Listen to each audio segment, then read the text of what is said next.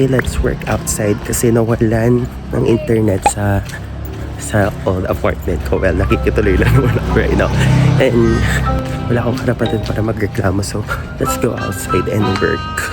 Yung gagawin ko for tonight is a 30-minute to 1 hour video script for a radio/digital show. And isushoot siya bukas. So, hindi pa nababasa ng host. But, good thing is kasama ako for tomorrow for the shooting. So, ako ang floor director for that. And also, I need to prepare some materials for something. That's why I'm in my pajamas because I'm planning to work until 5, let's say 5 a.m. Hinihinga lang ba din? I'm love nyo. Yung way of work ko na ganito, mga midnight, ganyan, is giving digital nomad life na talaga. Like, I'm always holding a laptop with me, the cords, the camera, the papers. Well, sana mag-manifest siya. So yun, sa'yo lang. Hindi ko masaya lang, but ganyan lang. Mas better pa rin pag pinakakausap kang colleagues, like face to face.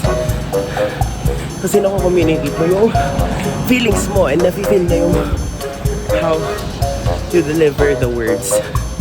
Ay.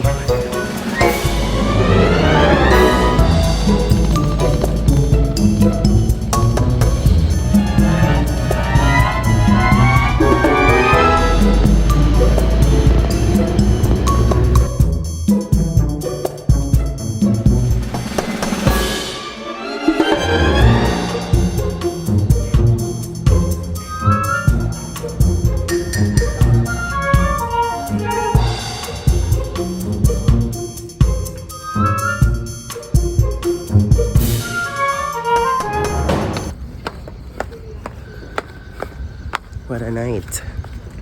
Ang dami kong nagawa at madami pa rin akong hindi natapos. Experiencing the cold nights of Baguio and thinking few days or few months from now, this place will never be the same because I'm entering a new path, continue the life that I'm aiming. Grabe, what a journey.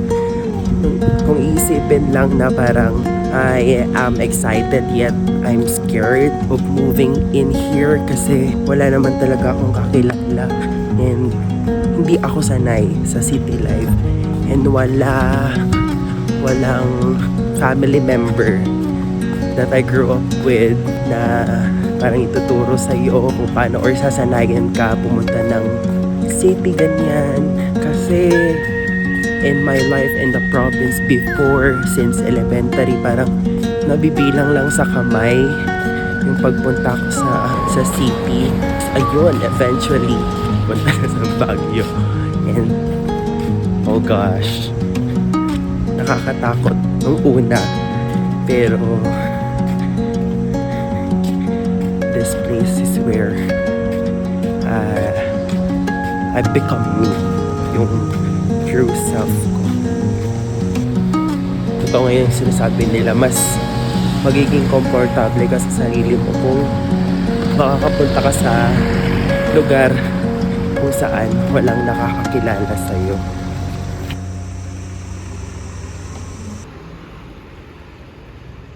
It's currently 4 a.m. na. Pauwi na po ako galing dun sa coffee shop where I stayed in for 7 hours.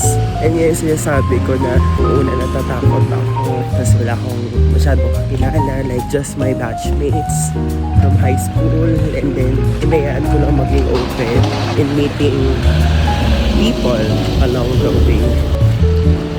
Tapos ayun, ma-survive ko naman siya and hopefully kung saan man ako mapalipan after graduation. makarry ko pa rin yung ganitong aura. And sana huwag ako sirain ng adulthood. Kasi natatakot na ako ngayon pa lang. Kasi feeling ko sobrang bata ko pa. 21. Pero kaya yan. Kaya yan. Ikaw pa. Kaya natin to. Well, for me, it looks safe. Walk around the city. Pero marami na naman na ng sasakyan. Diyos ko, pag ginawa ko to sa Manila, hindi ko na lang alam. Maybe because I'm not yet familiar with the place. The street area is so bare.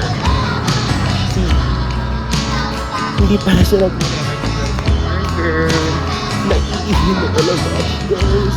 Alright, we are passing by our universities. Nakakatuwa lang na graduate na ako. However, nakakatakot. Gusto ko magtatrabaho na ako. Alright, wait lang, wala kang makakita dahil sa flash na.